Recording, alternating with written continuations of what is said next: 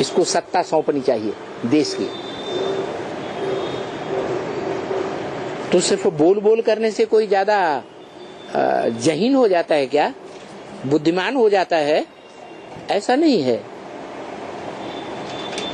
तो दादा लेखराज के मुख से जिन्होंने सिर्फ मुरली सुनी है, वाणी सुनी है और दूसरों को सुनाई है, अभी भी सुन रहे मुख की बोली हुई वाणी को और दूसरों को सुना रहे हैं, उस पर मनन चिंतन मंथन बिल्कुल नहीं कर रहे। जब मनन चिंतन मंथन नहीं कर रहे हैं तो उस बात को समझते भी नहीं है, समझ नहीं सकते तो दूसरों को समझा भी नहीं सकते। जब न समझ सकते हैं न समझा सकते हैं तो वो बाप को पहचान ही नहीं सकते। इसलिए कहने के लिए कहते हैं कि हम मुखवंशावली हैं, लेकिन वास्तव में अंदर से उनको माँ की गोद का बड़ा फकुर है। क्या ब्रह्मा बाबा हर बच्चे को गोद में लेते थे, गोद में लेकर प्यार करते थे। माँ क्या करेगी? गोद में लेके प्यार ही करती। तो बच्चे जो बच्चा बुद्धि हैं वो उस माँ के प्यार को नहीं भूल पाते, मीठी मीठी वाणी को नहीं भूल पाते, भले वो वाणी काठ की मुरली हो। मुरली भक्ति मार्ग में दिखाते हैं काहे की मुरली? काठ की मुरली। क्यों काठ की मुरली भक्ति मार्ग में क्यों दिखाई? क्योंकि जिस मुख से वो वाणी चली वो बुद्धि से कैसी थी? कठ बुद्धि थी। अंदर से बात की गहराई को समझने वाली वो आत्मा नहीं थी। इसलिए भक्ति मार्ग वालों ने भगवान तो बता दिया कृष्ण बच्चे को, लेकिन जो बाजा दिखाया है वो कैसा दिखाया? काठ का बाजा दिखाया। और तान कैसी निकलती है? मीठी तान निकलती है या गड़गड़ाहट वाली तान निकलती है? बादल जैसे गरजता है, लोगों को डर लगता है, ऐसी वाणी तो है नहीं। तो भक्ति मार्ग में जो कुछ भी चला है वो स्थूल बात को उठाया हुआ है। असली बात कहाँ की है? संगम युग में वो आत्मा जो बाप का पहले अबोध अज्ञानी बच्चा बनती है और बाप उस बच्चे को आरंभ से ही अपनी गोद में पालता है। वो बच्चा आज चित्रों में चित्रित किया गया है। वो बच्चा कौन है? अरे बुड्ढे की गोद में, जिस बुड्ढे के मस्तक पर चंद्रमा बैठा हुआ है, उस बुड्ढे की गोद में जो बच्चा बैठा हुआ है वो कौन सी आत्मा है और बुड्ढा कौन सी आत्मा है? बुड्ढा ब्रह्मा वाली आत्मा है, बच्चा ब्रह्मा वाली आत्मा है।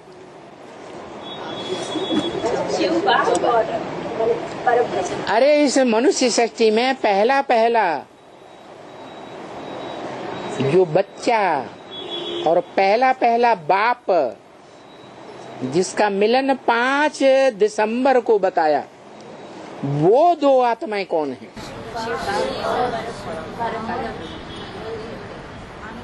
परम ब्रह्म रूपी बच्चा रचना, और रचयिता कौन? शिव बाप। तो जो पहला बच्चा है मनुष्य आत्माओं के बीच में, जो शिव बाप की बेहद की गोद में खेलता है, ये देह की गोद में नहीं, क्या बेहद की गोद है। वो बेहद की गोद कौन सी है?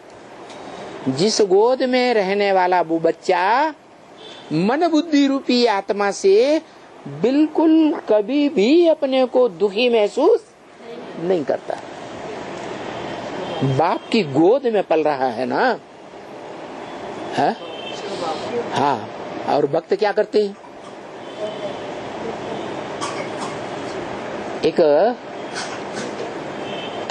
आंखों से देखा हुआ, गुजरात में एक रामचंद्र डोंगरे थे कथावाचक, बड़े बड़े शाम में आने लगते थे, दूर दूर तक लाउड स्पीकर चारों तरफ लगे हुए हैं, रोशनी हो रही है, रात भर उनकी कथा चलती थी। खुद भी रोते थे राम कथा करते करते, और सबको, पूरी पब्लिक को रुलाते थे, जार जार सबकी आंखों में थे। देखो, दुनिया समझती है कि राम जो भगवान कहा गया वो कितना दुखी हुआ है, और असलियत क्या है? वो राम वाली आत्मा जब भगवान के रूप में अपनी असलियत को पहचानती है कि मैं ही भगवान हूं, वो असलियत बताने वाला कौन? शिव बाप। वो बताता है कि बच्चे, धनवान में और भगवान में अंतर होना चाहिए या नहीं होना चाहिए? धनवान धन देगा, धनवान बाप क्या देगा? धन देगा। और भगवान क्या देगा? है? भगवान तो भगवान भगवती बनाता है। तो जो भगवान भगवती बनाता है वो ज्ञान के आधार पर बनाता है या वास्तव में भगवती दे देता है कहीं से लाके? है? ज्ञान के आधार पर बनाता है। वास्तव में वो धनवान है बेहद का, ऐसा अखूट ज्ञान धनवान है जिसका ज्ञान धन कभी खूटता ही नहीं। कोई बच्चा हो तो सारा का सारा धन ले ले उससे, तो भी उसके पास पूरा का पूरा बचता है। ऐसा अखूट धनवान है। लेकिन वो इस सृष्टि पर आकर के जिस बच्चे में प्रवेश करता है, उस बच्चे को अपना वर्षा देता है, तब असलियत पता चलती है। क्या? कि वो धनवान है बेहद का, ज्ञान धनवान, लेकिन वो भगवान नहीं। भग कन्याओं माताओं को कहा जाता है। क्या? उसके पास भग की शक्ति है, उसके पास नहीं है। वो जब आता है, जिस पुरुष तन में प्रवेश करता है, पुरुष तन के द्वारा ही वो प्रत्यक्ष होता है supreme soul, heavenly God father, जो हेवन रचने का तरीका बताता है। हेवन खुद रचता है या तरीका बताता है? तरीका बताता है। और उस तरीके को जो बड़ा बच्चा समझ लेता है पूरी तरीके से, वो बड़ा बच्चा प्रैक्टिकल में इस संसार को क्या बनाता है? हेल से हेवन बनाता है। हेवन साकार चाहिए या हेवन निराकार चाहिए? साकार हेवन का रचयिता साकार होगा या निराकार होगा? साकार होगा। तो ये सच्चाई वो बताता है, तब बताता है जब बाप का बड़ा बच्चा सगीर बुद्धि हो जाता है। जब तक नाबालिग बुद्धि है तब तक वो राज नहीं खुलता। जब वो पहला बड़ा बच्चा बालिग हो जाता है तब जानता है क्या कि दुनिया में जो भी देश विदेश में खुदाइयां हुई हैं, उन खुदाइयों में जो सबसे जास्ती तादाद में लिंग मूर्तियां मिली हैं, वो कौन सी आत्मा की यादगार है?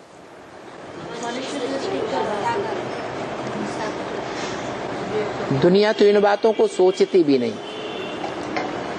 भारतवासी शिव के मंदिर में जाते हैं, माथा टक टकर टक टकरा के भाग चले जाते हैं अपने अपने घर में। कोई नहीं सोचता ये क्या है। कोई किसी को बताता है? ब्रह्मा बाबा के द्वारा मुख से कभी ये बताया गया कि जो शिवालय में शिवलिंग है वो क्या है? और पुराने भारतीय प्राचीन मंदिरों में शिवलिंग के आसपास जो देवताओं की मूर्तियां रखी रहती हैं, उन देवताओं की मूर्तियों के बीच में शंकर की मूर्ति रखी होती है। कोई जानता है कि ये शंकर की मूर्ति बाजू में क्यों रख दी और शिवलिंग बीच में क्यों मुखिया के रूप में रखा है? ये क्या है? पूछा जाता है। ओ, शिव शंकर एक है, जो शिव है वो शंकर है। अरे फिर ये अलग अलग क्यों बैठाए गए? मंदिर में जहां बीच में शिवलिंग है वहां शंकर को रख दो। कोई जवाब नहीं। ये किसकी यादगार है? ब्रह्मा कुमारियों से पूछो तो कहेंगे निराकार शिवलिंग की यादगार है। अरे तुम कहते हो वो निराकार है, वो ज्योति बिंदु है, उसको अपना शरीर है ही नहीं। जब शरीर ही नहीं तो लिंग कहां से आ जाएगा? जो ब्रह्मा मुख से बोला है, मेरे लिंग की ही पूजा होती है। तुम ब्राह्मण बच्चे जो देवता बनते हो, तुम्हारी देवता मूर्तियों की पूजा होती है। और कहा जाता है नेत्र कमल, मुख कमल, हस्त कमल, पाद कमल, फूलों में फूलों का राजा कमल के रूप में तुम्हारी मान्यता होती है।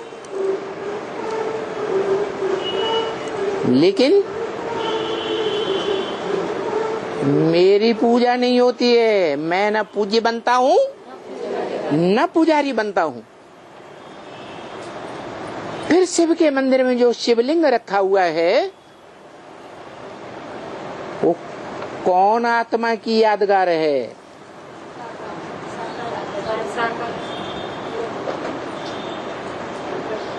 ब्रह्मा कुमारियों से पूछो। मुरली में बार बार आता है,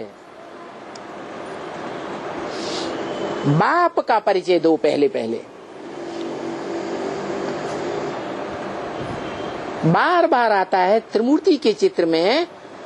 तुम बच्चों को बाप का पूरा परिचय देना चाहिए और लिखवा लेना चाहिए। इसका नाम क्या है, रूप क्या है, गुण क्या है, कर्तव्य क्या है, क्या करता है। जो अंग्रेज लोग गाते हैं हेवनली गॉडफादर, सुप्रीम गॉडफादर, जो सुपरमेसी रखता है फादर्स के बीच में, उससे बड़ा फादर कोई होता ही नहीं। वो जो वर्षा देता है, वो वर्षा और कोई भी दुनिया का बाप, इब्राहिम, बुद्ध, क्राइस्ट, ब्रह्मा आदि नहीं दे सकता। क्या वर्षा देता है? कहा जाता है हेवनली गॉडफादर। क्या वर्षा देता है? हेवन का वर्षा देता है। हेवन हवा में होता है या प्रैक्टिकल में होता है?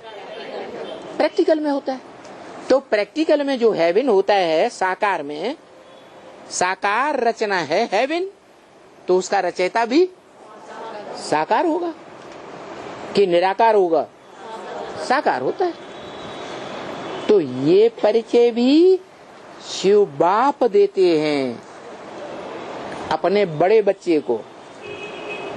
क्या वो बड़ा बच्चा अपने आप अपने स्वरूप को नहीं पहचान सकता, बाप ही आकर के अपना परिचय देता है।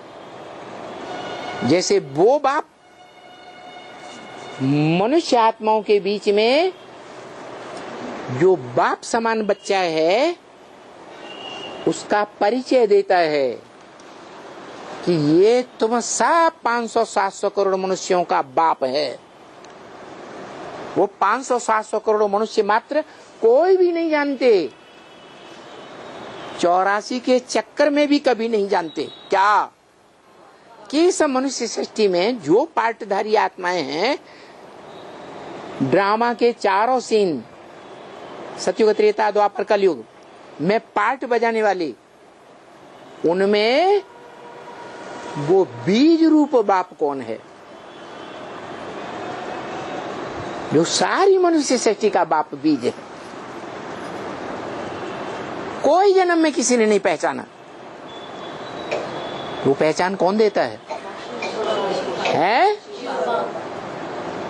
वो सुप्रीम सोल बाप उस मनुष्य सृष्टि के बाप की पहचान देता है। फिर बच्चा क्या करेगा? बाप को फॉलो करेगा है या नहीं करेगा? तो मनुष्य सृष्टि का जो बाप है वो जब अपनी पहचान ले लेता है कि मैं कौन हूं, मेरे को ऊंचे ते ऊंचा वर्षा नहीं ज्ञान सदृशम पवित्रम में ही विद्यते। ये ऊंचे ते ऊंचा ज्ञान का वर्षा देने वाला बाप कौन है और कहाँ है? इस सृष्टि में किस मनुष्य तन में पार्ट बजाय रहा है? नाम क्या है, रूप क्या है, धाम क्या है, कैसे कैसे पार्ट बजाता है? उसकी जो जयंती मनाई जाती है, जिस जयंती के लिए कहा, क्या कहा है? तो कहा, लेकिन ये कहा कि और सबकी जयंतियां हैं बर्थ नाटे पैनी। क्या? एक कौड़ी की भी कीमत नहीं जो ढोल मजीरा बजा बजा करके इतना पैसा खर्च करते हैं, फालतू इतना खर्च करते हैं। जो बर्थ पाउंड जयंती है वो है शिव बाबा की, शिव बाप की नहीं।